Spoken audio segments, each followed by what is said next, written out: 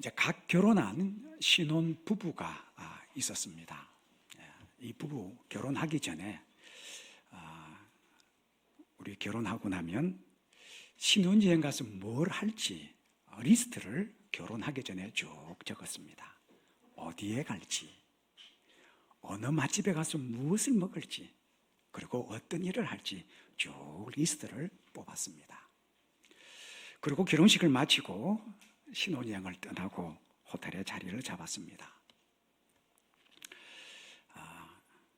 며칠 후 저녁에 저녁을 먹고 이 부부가 결혼하기 전에 신혼여행 가서 꼭 하고 싶은 리스트 가운데 하나가 호텔에서 저녁 먹고 카지노에 가는 것이었습니다. 돈 $1,000를 딱 준비해서 카지노 갔습니다. 왜냐? 지갑채로 가지고 가고 카드를 가지고 나면 나중에 사단이 날 것 같아서 현금 $1,000만 딱 들고 카지노로 갔습니다. 그리고 몇 시간 즐겁게 지내다가 이 신혼부부가 다시 호텔로 들어왔습니다. 새 신부는 이제 씻기 위해 샤워실에 들어갔고 새 신랑은 침대에 딱 눕는 순간 바로 그 옆에 화장대 동그란 칩 하나가 눈에 탁 들어온 겁니다. 조금 전에 카지노에서 했던 $5짜리 칩이 들어왔습니다. 이 아내가 신혼여행 가서 카지노 갔던 기념품으로 하나 남겨둔 겁니다. 그것을 딱 보는 순간 그 칩이 반짝반짝반짝하는 이 홀로그램처럼 숫자가 싹 보이는데 17이 딱 보인 겁니다.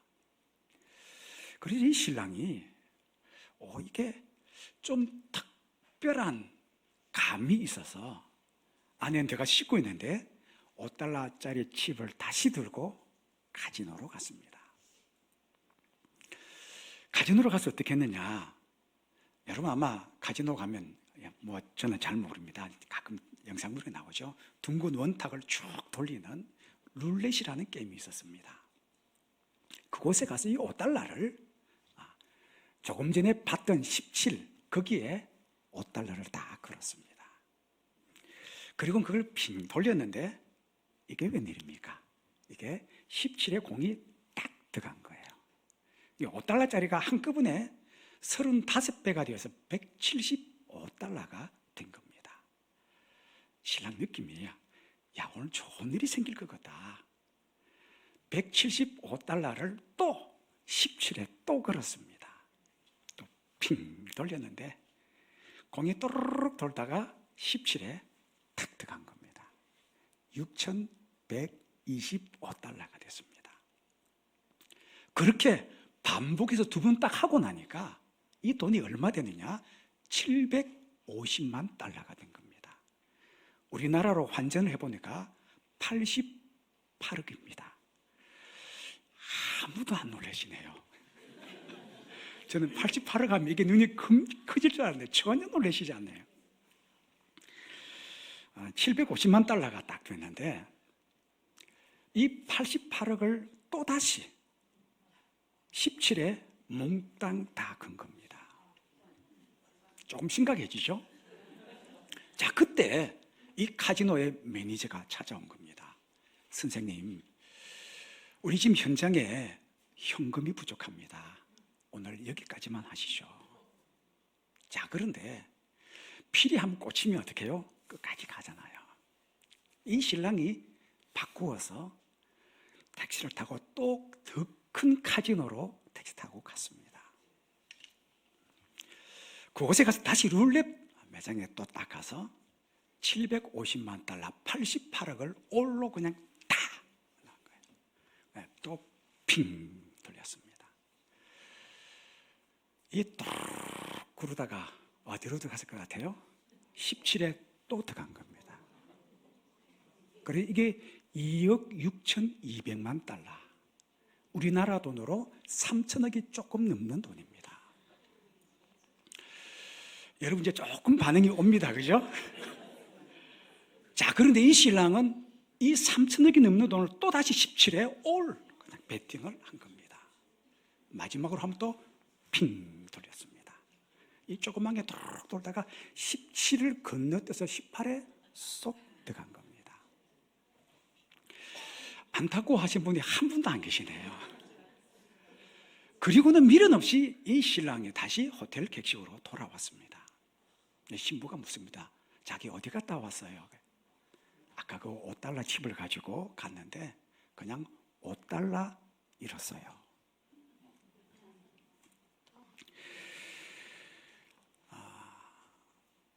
여러분 어떻게 생각하십니까?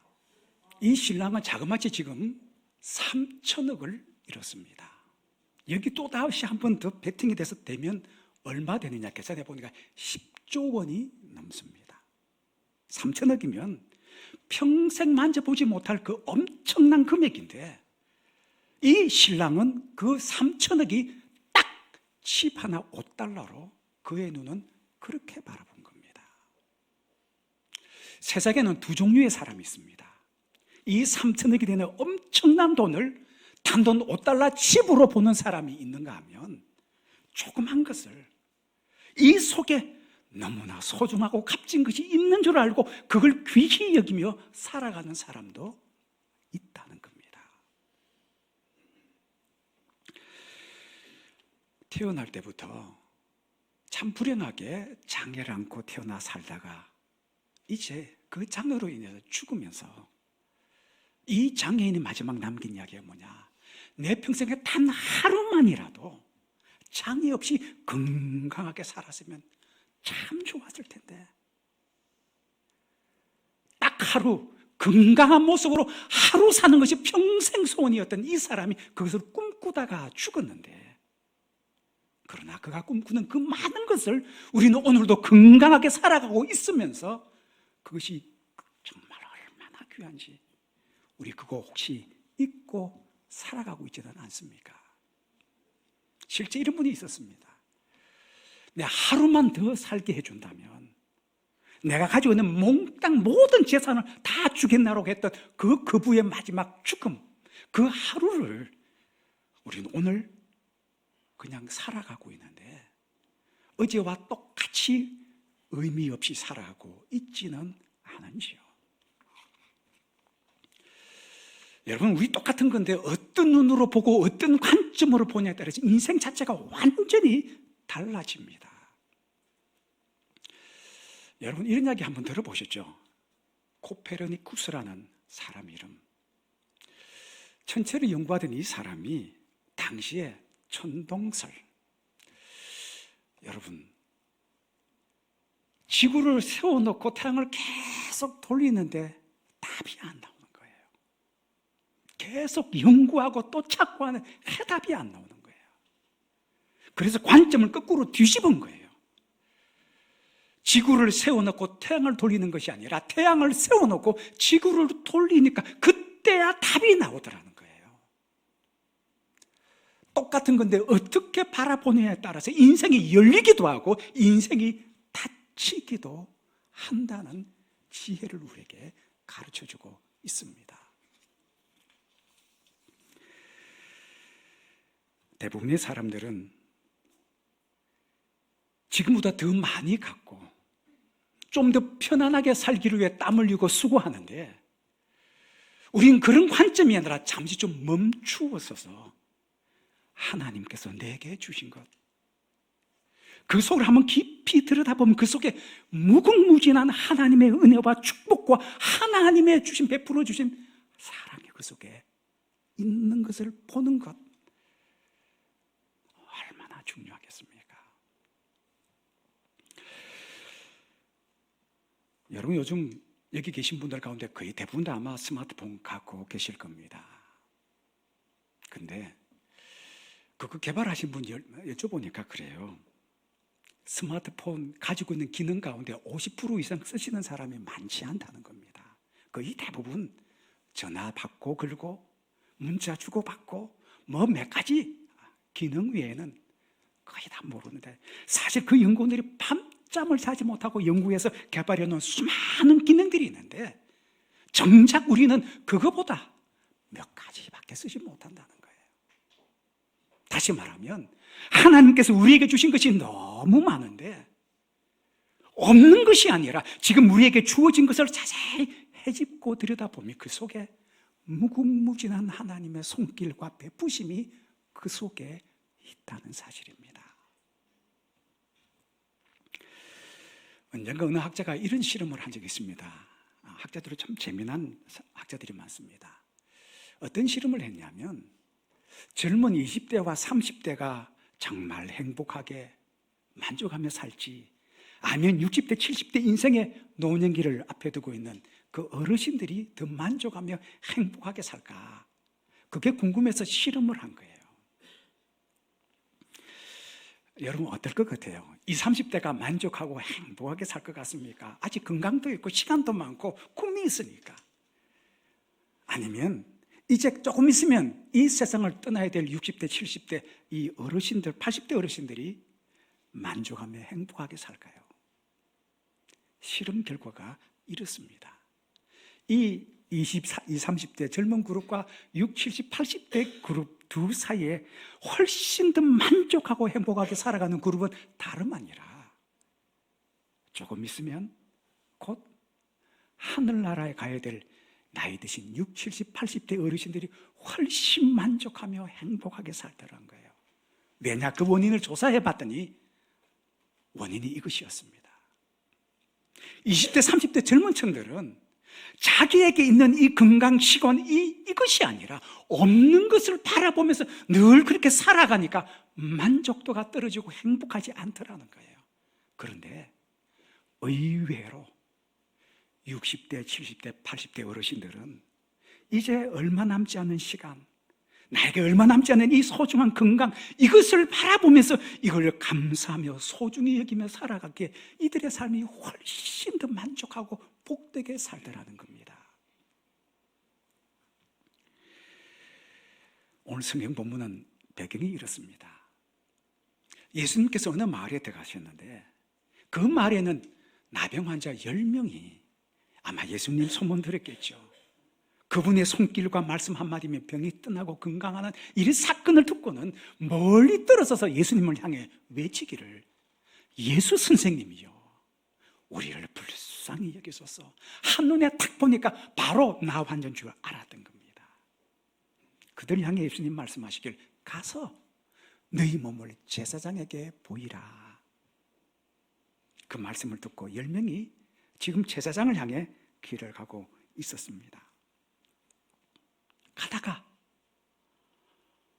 나병이 깨끗하게 나는데 그 중에 딱 한 사람이 주님께 돌아와서 감사하고 엎드렸는데, 알고 보니까 그 사람이 다른 사람이 아니라 유대인들이 그렇게 멸시하고 손가락질하고 조롱하던 바로 나사렛 사마리아 사람이었다 하는 겁니다. 여러분, 유대인들은 사마리아 사람을 정말 사람 대접하지 않습니다. 우리나라도 그런 부분이 있습니다. 특히 유대인들은 혈통을 굉장히 소중하게 생각합니다. 이방인들과 이방 민족과 피가 섞여버린 이 사마리아 사람들을, 여러분, 그래서 어떻게 보면 바로 이 사마리아 사람들은 그 9명보다 더 훨씬 더 원망하고 불평해야 될 이유를 하나 더 가졌는데, 바로 그 사람이 주님 앞에 와서 엎드려 감사했다는 사실을 오늘 성경은 우리에게 기록하고 있습니다. 자, 오늘 먼저 여러분 이상하지 않습니까? 10명 가운데 한 사람밖에 감사하지 않았다. 이 말씀 속에 어떤 의미가 있냐면, 세상에서 감사하며 살아가는 사람이 의외로 적더라는 겁니다.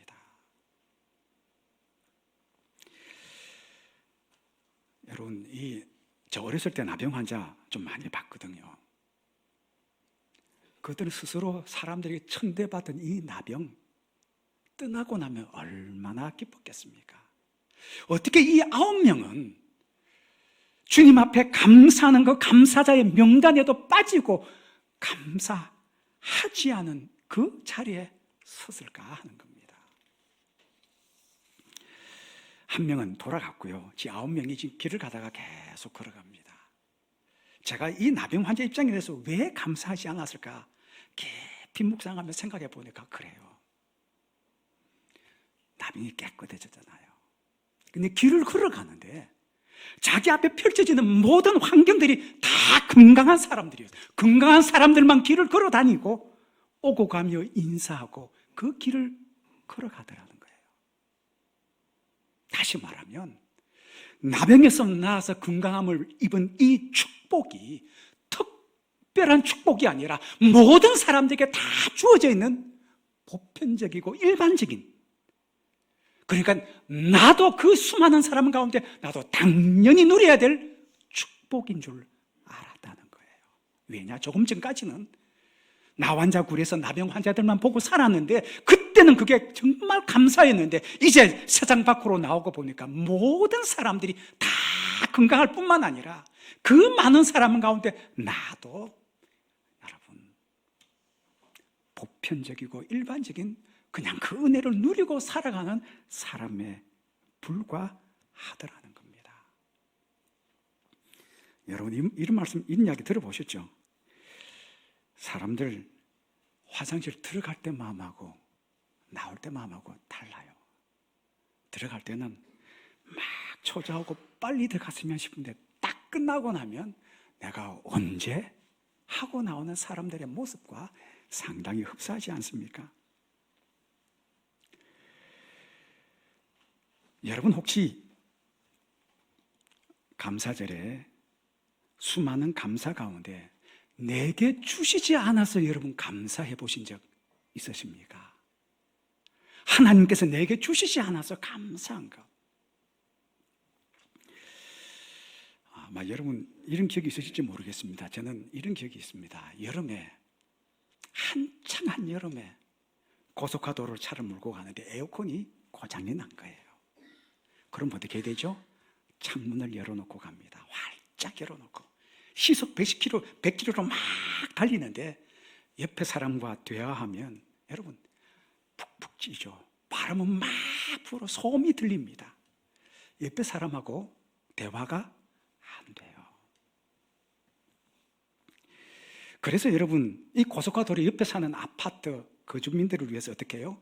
방음벽을 다 설치해 놓습니다. 그 소리가 얼마나 큰지 옆에 사람하고 대화가 안 돼요. 자, 오늘 이 질문 한번 드리고 싶습니다. 여러분 우리 지금 살고 있는 이 땅 지구가 23도 기울어서 자전을 하면서 돕니다. 이 속도가 여러분 얼마인지 아십니까? 이 속도가 우리나라 기준으로 시속 1126km입니다. 다시 말하면 시속 100km의 12배 속도로 막 훨씬 더 빨리 달리는데 그 소리가 얼마나 큰지요. 그런데 저는 살아가면서 지금까지 이 지구의 자전 때문에 그 소리 때문에 시끄러워서 나 못 살겠다 하는 사람 한 번도 만나본 적 없어요. 왜냐? 하나님께서 우리 귀의 성능을 20에서 2만 헤르츠까지만 딱 들을 수 있도록 제한을 해주신 겁니다. 듣지 못한 것이 하나님의 은혜가 아니겠습니까? 가진 것만 하나님의 은혜가 아니라 없기에 하나님의 은혜고 축복이고 감사가 아니겠습니까?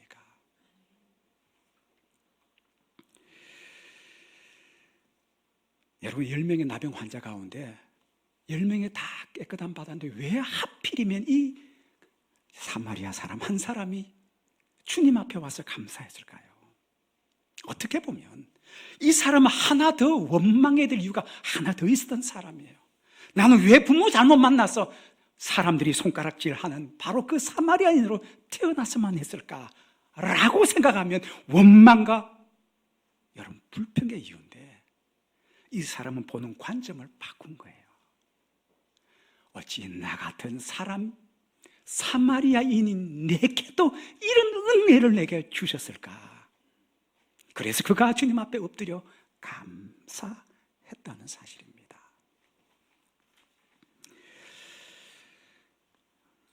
여러분 미국 최초로 국립공원으로 지정된 옐로스톤이라는 국립공원이 있습니다. 여러분 미국 가면 그랜드 캐년 한번 가보신 분도 있어요. 엄청나게 크고 정말 멋진 계곡입니다. 이것보다 3배가 더 큰 엄청나게 큰 미국 지정된 최초의 공원입니다. 그때 한때 저희 나라에도 이 뉴스가 났었습니다. 1988년 올림픽 하는 그 해였는데 여기에 화재가 불이 난 거예요. 그래서 소방당국이 있는 장비 모든 인력을 다 쏟아부었는데 불이 안 꺼지는 거예요. 미국에는 땅덩어리가 워낙 크고 있는 재원을 다 쏟아부었는데 얼마 동안 화재가 계속되느냐?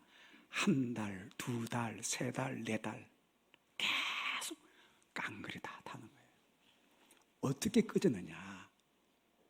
그 해 따라 특별히 첫눈이 좀 일찍 왔기에 4개월 만에 9월 달에 첫눈으로 인해서 화재가 다 소진이 다 꺼진 거예요. 나중에 알고 보니까 이 조사를 하고 연구를 했는데 그 원인이 벼락 때문이었다는 겁니다. 그런데 해마다 연구를 해보면 수백에서 수천 건 정도 이 웰로스톤 이 공원에 벼락 때문에 화재가 나는데 잠시 불이 났다가 꺼지고 불이 났다가 꺼진대요. 근데 왜 하필이면 이 불이 이 공원 전체의 3분의 1을 확 다 태우는데 이 공간이 충청남도보다 훨씬 더 넓은 땅덩어리가 다 타버렸다는 거예요. 조사를 해서 그 해답을 찾았습니다. 연구를 해보니까 그렇습니다. 때로 벼락 같은 것 때문에 불이 막 나면 바로 이것 때문에 공원 생태계가 질서를 잘 지켜가게 되는 계기가 되더라는 거예요. 그런데 소방당국은 불이 날 때마다 인력을 동원해서 잘 끄고 또 그곳에 나무를 심었는데 나중에 연구를 해보니까 사람이 끄던 그 지역의 마른 장작과 남아있는 죽은 나무들이 화재가 나고 바람이 부르니까 훨씬 더 큰 불이 되게 하는 영향을 끼치는 결과가 되더라는 거예요. 그래서 1988년 2일 후에 자연재해로 불이 나는 산불은 그냥 끄지 아니하고 지켜보는 거예요. 여러분, 때로 하나님께서 우리를 특별한 사건이 아니라 그냥 내버려 두는 것도 하나님의 놀라운 은혜인 줄로 믿습니다. 주신 것도 감사지만 안 주신 것도 감사하고 때로는 하나님께서 우리를 내버려 두신 이 은혜도 사람들이 다 알지 못하는 하나님의 깊으신 은혜임을 우리 알면서 여러분, 저는 이 말씀이 참 좋습니다. 하나님을 사랑하는 자, 곧 그의 뜻대로 부르심을 입은 자들에게는 모든 것이 합력하여 선을 이루느니라. 여러분, 있습니까? 감사하십시다. 없습니까? 없음에도 감사하고. 그냥 하나님께서 내 기도 듣지 아니하시고 내버려 두십니까? 그것도 놀라운 하나님의 은혜가 아니겠습니까? 여러분, 사마리아 사람의 감사, 그리스도인의 감사는 누려서 감사가 아니라 주셔도 감사, 없어도 하나님의 은혜, 내버려 두셔도 그 속에 섭리하시는 하나님의 은혜 때문에 감사할 수 있는 우리 하나님의 백성들 되시기를 축복합니다.